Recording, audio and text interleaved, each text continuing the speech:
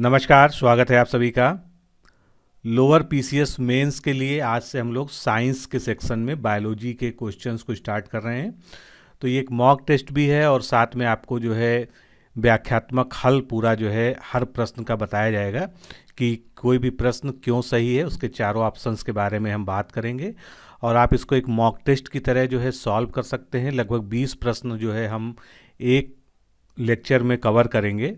आप जानते हैं कि लोअर पीसीएस मेंस का जो सिलेबस है उसमें 35 से 40 प्रश्न जो है विज्ञान या साइंस से आने हैं और उसमें भी सबसे ज़्यादा वेटेज लगभग 70% जो है बायोलॉजी का है। तो एक ये महत्वपूर्ण सेगमेंट है आपके एग्ज़ाम के पॉइंट ऑफ व्यू से, तो आप इसको डेली फॉलो करें और प्रश्न को पूरा व्याख्या सहित जो है समझने का प्रयास करें। चलिए शुरू करते हैं।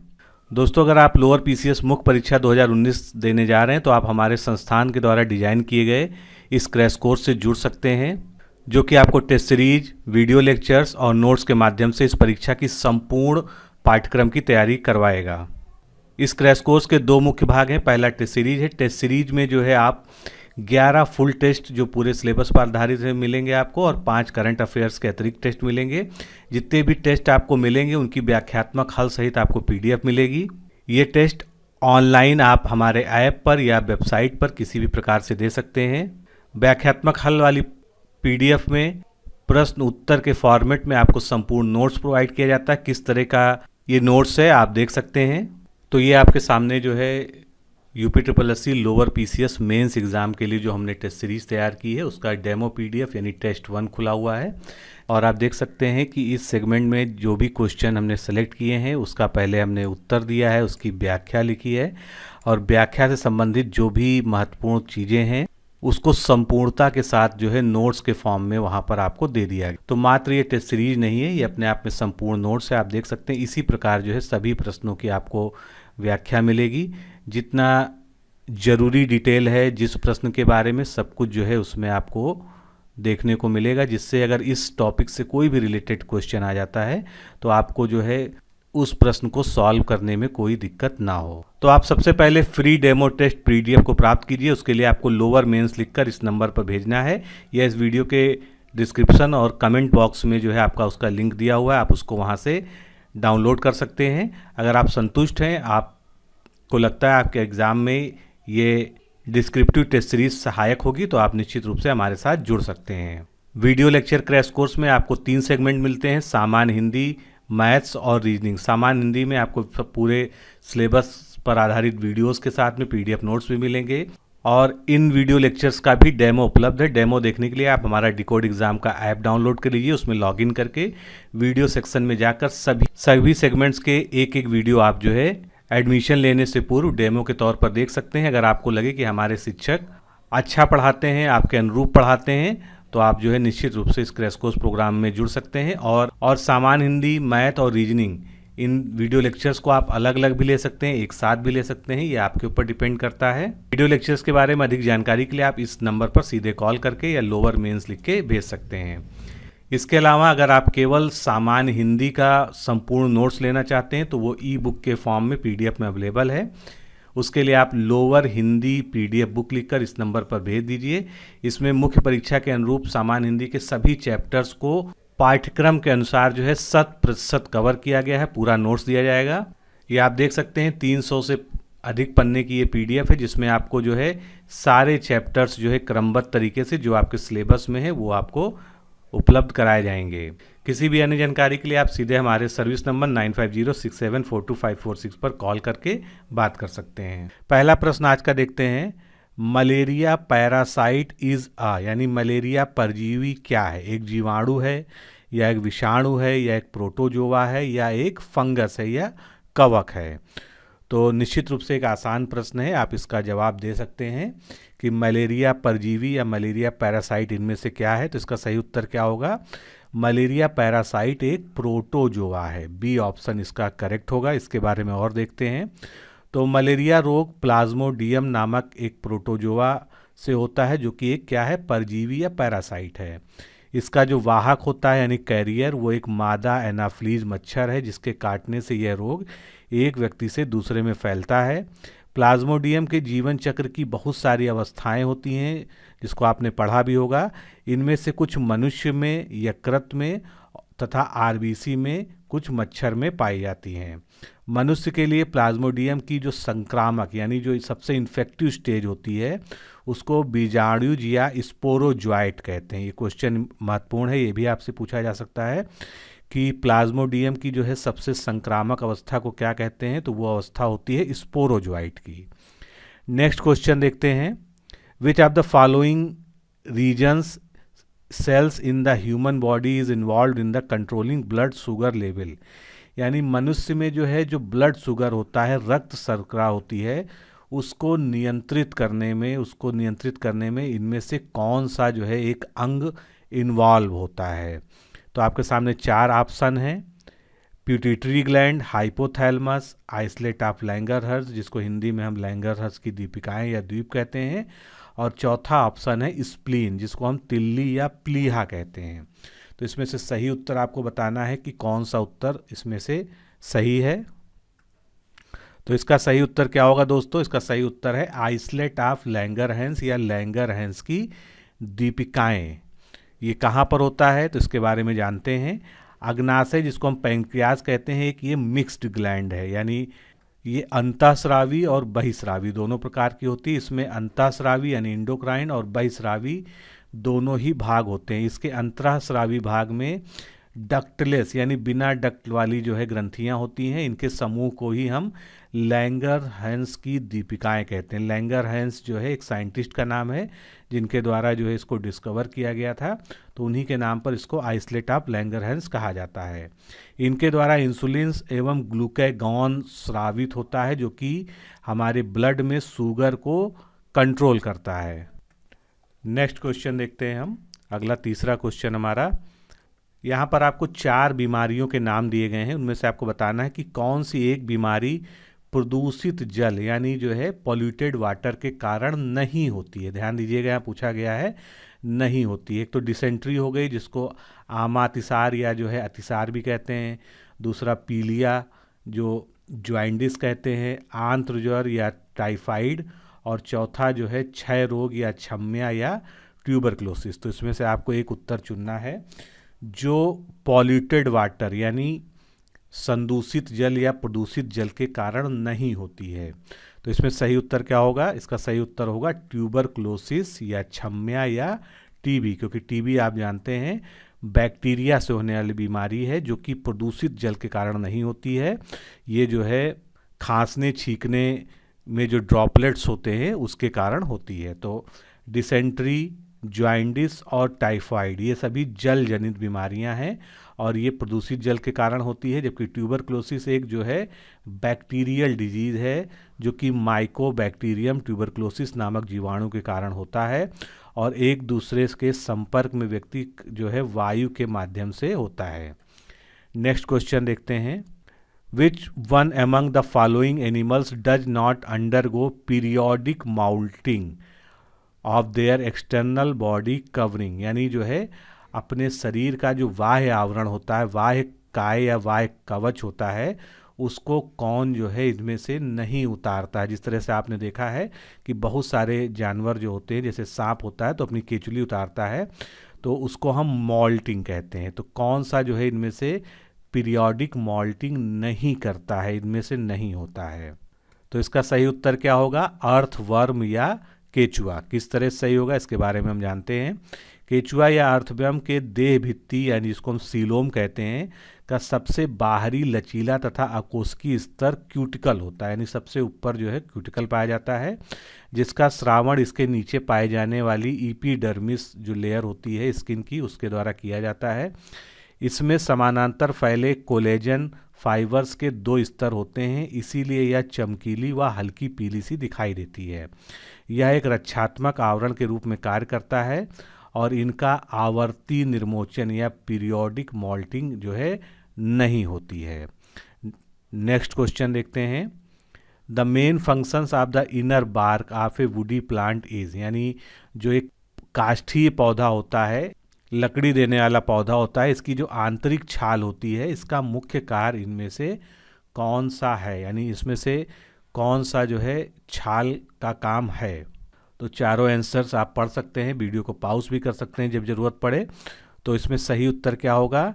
इसका मुख्य कार्य है पत्तियों से पौधों के अन्य भागों को खाद्य का परिवहन करना, यानी transport food from the leaves to the other parts of the plant. तो सी ऑप्शन इसका करेक्ट होगा। संवहनीय पौधे यानी वैस्कुलर प्लांट, वैस्कुलर प्लांट्स कौन से होते हैं? जिनमें जाइलम और फ्लोएम पाए जाते हैं। तो जाइलम और फ्लोएम प्रारंभ से ही जो है वैस्कुलर प्लांट्स में उपस्थित होते हैं। और जो सेकेंडरी ग्रोथ होती है पौधों की, द्वितीयक वृद्धि, द्वितीयक वृद्धि में पौधे कैसे बढ़ते हैं? मोटाई में बढ़ते हैं। इसके पश्चात जो है सेकेंडरी जाइलम और सेकेंडरी फ्लोएम भी बनते हैं प्राइमरी जाइलम और प्राइमरी फ्लोएम से। तो सेकेंडरी फ्लोएम आंतरिक छाल यानी इनर बार का भाग है, जिसका मुख्य कार्य पत्तियों से पौधों के अन्य भाग तक फूड का यानी खाद्य का ट्रांसपोर्ट करना है। फ्लोएम में प्रवाह हमेशा स्रोत से सिंक की ओर होता है। स्रोत वह स्थान होता है जहां भोजन का निर्माण होता है, यानी पत्तियां या भोजन ज़्यादा मात्रा में उपस्थित होता है। नेक्स्ट क्वेश्चन देखते हैं जो एड्स विषाणु के बारे में है। AIDS is caused by the human immunodeficiency virus यानी HIV। तो HIV क्या है इनमें से, यानी किस तरह का वायरस है? एक रिट्रोवायरस है, एक लेंटी वायरस है, एक आर्बो वायरस है या एक इम्यून वायरस है? तो चारों में से आपको सही ऑप्शंस को चुनना है। तो ये किस तरह का एक वायरस है? ये एक रेट्रो वायरस है। ए ऑप्शन यहाँ पर आपका करेक्ट होगा। HIV ह्यूमन इम्यूनोडिफिशियंसी वायरस एक तरह का रेट्रो वायरस है जिसके द्वारा अत्यंत घातक रोग एड्स होता है। एड्स का पूरा नाम आप सभी जानते हैं, एक्वायर्ड इम्यूनोडिफिशियंसी सिंड्रोम, जिसका अर्थ है शरीर की रोग प्रतिरोधक क्षमता का क्षीण हो जाना। और ये रोग जो है असुरक्षित यौन संबंध, ब्लड ट्रांसफ्यूजन जो असुरक्षित तरीके से किया जाता है, संक्रमित सुई के द्वारा यानी इंजेक्शन अगर जो है किसी इन्फेक्टेड में लगाकर दूसरे को दे दिया जाए, तो इन सब कारणों से जो है ये फैलता है। नेक्स्ट क्वेश्चन देखेंगे। The common edible mushroom is, यानी जो सामान्य रूप से खाए जाने वाला मशरूम है वो एक क्या होता है? इनमें से आपको बताना है। तो इसका सही उत्तर क्या होगा? सी ऑप्शन इसका सही होगा। टाइटली पैक्ड माइसीलियम होता है। माइसीलियम आप जानते हैं फंजाई में होते हैं। तो ये जो है एक टाइटली पैक्ड माइसीलियम होता है, जिसको हम हिंदी में क्या कहेंगे? कसकर ठसाठस भरे हुए कवक जाल। सी ऑप्शन यहाँ पर सही होगा। सामान्य मशरूम जो खाया जाता है इसका वैज्ञानिक नाम एगेरिकस होता है। यह एक जो है मृतोपजीवी को क्या कहते हैं हम? सैप्रोफिटिक कहते हैं। तो ये मृत पदार्थों पर उगने वाला एक कवक है जो जंगलों में सड़ी गली पत्तियों, लकड़ियों, कूड़े के ढेर, गोबर आदि पर उगता है। इसमें जो फ्रूटिंग बॉडी होती है वो खाई जाती है, जिसको हम ऊपर वाला भाग कहते हैं। इस तरह से जो कुछ होता है ये खाया जाता है और इसी को हम बेसिडियोकार्प कहते हैं, इसके ऊपर वाले पार्ट को। बेसिडियोकार्प एगेरिकस का एक वायवीय भाग है, यानी ये एरियल होता है जो जमीन से ऊपर होता है, तथा यह भूमिगत द्विकेंद्रकी कवक जाल से निर्मित राइजोम्फ द्वारा विकसित होता है। नेक्स्ट क्वेश्चन देखते हैं। Muscles of which of one among the following body parts contract slowly but can remain contracted for a longer time, यानी शरीर के नीचे लिखे हुए भागों में से किस एक की मांसपेशियां धीरे धीरे संकुचित होती हैं? उनमें कॉन्ट्रैक्शन धीरे धीरे होता है लेकिन संकुचित अवस्था में लंबे समय तक वो बनी रह सकती हैं। तो वो किस अंग की मांसपेशियां होती हैं ये आपको बताना है। तो इसका सही उत्तर क्या होगा? इंटेस्टाइन। सी ऑप्शन यानी आंत इसका सही उत्तर है। उपयुक्त विकल्पों में से चेहरा, भुजा, टांग की मांसपेशियां कैसी होती हैं? रेखित पेशियां होती हैं। इन्हें कंकाली पेशियां, दैहिक पेशियां एवं ऐच्छिक पेशियां भी कहते हैं। ये प्रायः तंत्रिका तंत्र के चेतन नियंत्रण में जंतु की इच्छानुसार कार्य करती हैं। और इन्हें प्रावस्थामक पेशियां यानी फेजिक टाइप ऑफ मसल्स भी कहते हैं, क्योंकि ये अंगों में द्रुतगामी परंतु अल्पकालीन गतियां उत्पन्न करती हैं। लेकिन इसके उल्टा जो हमारे आंत की जो है पेशियां होती हैं वो कैसी होती हैं? अरेखित पेशियां होती हैं। इनका संकुचन जंतु की इच्छा पर निर्भर नहीं करता, यानी हम चाहें तो अपनी जो है आंत की पेशियों को जानबूझकर सिकोड़ नहीं सकते हैं, बल्कि शरीर की कार्यकी और इसके अंतः वातावरण से प्रभावित होकर ही ये काफ़ी धीमी गति से और एक क्रम या लय में स्वतंत्र यंत्रवत जो है इसका जो है कॉन्ट्रैक्शन एंड रिलैक्सेशन होता है। और ये पेशियाँ जो है अनैच्छिक होती है। अनैच्छिक पेशियों का मतलब जो हमारी इच्छा से नियंत्रित नहीं होती हैं। अगला प्रश्न देखते हैं, निम्नलिखित कथनों में से कौन सा एक हृदय की ध्वनि के संदर्भ में सही है? तो हृदय की ध्वनि के संदर्भ में इनमें से कौन सा कथन सही है, ये हमको देखना है। तो सीधे हम उत्तर की बात करते हैं। उत्तर इसका होगा C option. Heart sounds are caused by opening and closing of heart valve, यानी हृदय की जो ध्वनियाँ होती हैं वो हृदय के वाल्वों के खुलने और बंद होने के कारण होती हैं। इसके बारे में और फैक्ट्स जानते हैं। हृदय की ध्वनियाँ हृदय के वाल्वों के खुलने और बंद होने के कारण होती हैं। दाएं और बाएं निलय का आकुंचन एक साथ और आलिंदों के आकुंचन से अधिक तीव्र होता है। आकुंचन के समाप्त होने पर ज्यों ही रुधिर चापों से वापस आकर निलय की ओर गिरता है, ये जेबनुमा अर्धचंद्राकार कपाटों में भरता है, जिससे कपाट अपेक्षाकृत एक हल्की डप की ध्वनि के साथ बंद हो जाते हैं। फिर इस आकुंचन के प्रारंभ होने पर पहले आलंद निलयी अर्थात त्रिवलनी ट्राइकस्पिड वाल्व और द्विवलनी यानी बाइकस्पिड वाल्व जो है एक लब की ध्वनि के साथ उत्पन्न करते हुए बंद हो जाते हैं। फिर अधिकतम निवली आकुंचन के दबाव से दोनों धमनी चापों के अर्धचंद्राकार कपाट खुल जाते हैं और निलयों का रुधिर इन चापों में पंप होता है। तो ये पूरी कार्यविधि हो गई, किस तरह से जो है हार्ट जो है हमारा कार्य करता है। और ये ध्वनि होती है, इसको लब और डब जैसी ध्वनि सुनाई देती है। और ये जो है डॉक्टरों द्वारा जो स्टेथोस्कोप प्रयोग किया जाता है उसके द्वारा ही जो इसको सुना जाता है। नेक्स्ट क्वेश्चन देखेंगे हम, which one among the following organs in human is not involve in elicitation of immune response, यानी इसे मानव के निम्नलिखित अंगों में से कौन सा एक प्रतिरक्षी अनुक्रिया के प्रकाशन में शामिल नहीं है। यानी जो हमारा प्रतिरक्षा तंत्र की जो अनुक्रिया होती है उसमें इसमें से कौन सा शामिल नहीं है। तो इसमें शामिल नहीं है मस्तिष्क। चलिए इसके बारे में और फैक्ट्स जानते हैं हम जो है। तो लसिका तंत्र, जिसको लिम्फेटिक सिस्टम कहते हैं, जिस तरह से जो है हमारे शरीर में ब्लड सर्कुलेटरी सिस्टम होता है उसी का पार्ट होता है लिम्फेटिक सिस्टम। ये भी जो है परिसंचरण तंत्र यानी सर्कुलेटरी सिस्टम का ही एक भाग होता है। लिम्फ के जो रुधिराणु होते हैं आरबीसी की भांति ऊतकों की मरम्मत और प्रतिरक्षा तंत्र यानी इम्यून सिस्टम के अंतर्गत रोगोत्पादक पदार्थों, जीवाणुओं और विषाणुओं आदि को नष्ट करते हैं। यानी इनका मुख्य कार्य क्या है, जो बाहर से जो भी हमारे शरीर में बीमारी फैलाने वाले ऑर्गेनिज्म हैं, चाहे वो बैक्टीरिया हो, चाहे वायरस हो, चाहे कोई और एंटिटी हो, उनको जो है ये नष्ट करता है।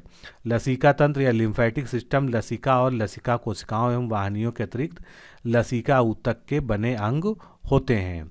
Lymph nodes, lymph nodules, spleen, thymus gland, tonsils तथा रेड बोन मैरो ऐसे ही अंग होते हैं। नेक्स्ट क्वेश्चन देखते हैं, ज्वाइंडिस यानी पीलिया, पीलिया जो है मनुष्य में किसके परिणाम स्वरूप होता है।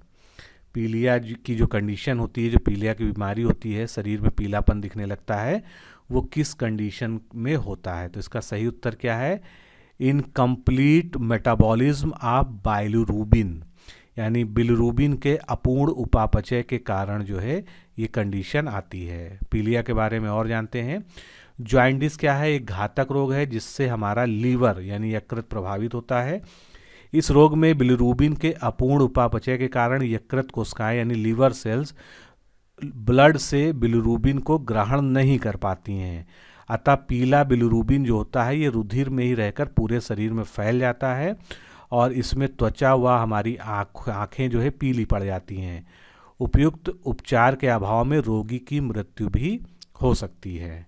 नेक्स्ट क्वेश्चन देखते हैं, which part of the saffron plant, यानी केसर जो है, केसर के किस पार्ट से जो है हम मसाला यानी जो स्पाइस सैफरॉन होता है ये प्राप्त करते हैं। तो केसर हमको कैसे प्राप्त होता है, कई बार ये क्वेश्चन आ चुका है विभिन्न एग्जाम्स में। इसका सही उत्तर क्या है, ड्राई स्टिग्मा, शुष्क वर्तिकाग्र से जो है हमको केसर प्राप्त होता है। क्रॉकस सेटाइवस, जो इसका जो है बॉटनिकल नेम है, इसका साधारण नाम सैफ्रॉन या केसर होता है। ये इरिडिएसी कुल का पौधा है और वह पौधे के पुष्प के सूखे हुए स्टिग्मा तथा स्टाइल के ऊपरी भाग से प्राप्त किया जाता है। इसका उपयोग मुख्यतः मसालों के रूप में होता है।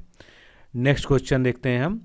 ओ और ए बी ब्लड ग्रुप वाले जो है माता पिता हैं, कोई भी इसमें से माता कोई भी पिता हो सकता है, तो उनकी संतानों में इनमें से कौन सा संभावित रक्त समूह होगा, यानी इनमें से कौन से ब्लड ग्रुप्स हैं जो ओ और ए बी पेरेंट्स के चिल्ड्रंस में पाए जा सकते हैं।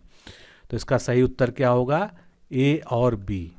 अगर ओ और ए बी से हम जो है करेंगे, इनका जो है आपस में मेटिंग होगी, तो ए या बी ब्लड ग्रुप के बच्चे होंगे। इसको समझने के लिए हम थोड़ा सा इस चार्ट को समझते हैं। अगर जैसे हम कहें ओ और ओ माता पिता हैं, तो संभावित क्या होगा, केवल ओ होगा, लेकिन इसमें ए बी या ए बी ब्लड ग्रुप नहीं हो सकता है। ए इंटू ए कंडीशन है तो ओ या ए दोनों हो सकता है, लेकिन इसमें बी और ए बी नहीं होगा। इसी प्रकार बी इंटू ओ या बी इंटू बी है तो क्या क्या संभावित होगा, ओ बी संभावित होगा, लेकिन ए बी और ए इसमें असंभव होगा। तो इसी तरह से पूरा चार्ट है। ये चार्ट जो है मैंने आपको जो है ब्लड सर्कुलेटरी सिस्टम में पढ़ाया भी है, वहाँ पर आप डिटेल से इसको समझ सकते हैं कि ये किस कारण होता है। नेक्स्ट क्वेश्चन देखते हैं। चेहरे के घाव से अत्यधिक रक्तस्राव किस कारण होता है। आप देखते हैं कि अगर हमारे चेहरे पर किसी वजह से कोई घाव होता है तो बहुत ज़्यादा खून बहता है बाकी शरीर के अंगों की अपेक्षा। तो इसका कारण क्या हो सकता है, ये हमको बताना है। तो इसके कारण क्या है, इसकी प्रचुर संवहनता के कारण, यानी ऑफ इट्स रिच वैस्कुलरिटी, चेहरे और खोपड़ी के आसपास रक्त वाहिनियों यानी ब्लड वेसल्स की अधिकता होती है। इसकी प्रचुर संवहनता के कारण ही चेहरे के घाव से अधिक रक्तस्राव होता है। नेक्स्ट क्वेश्चन देखते हैं।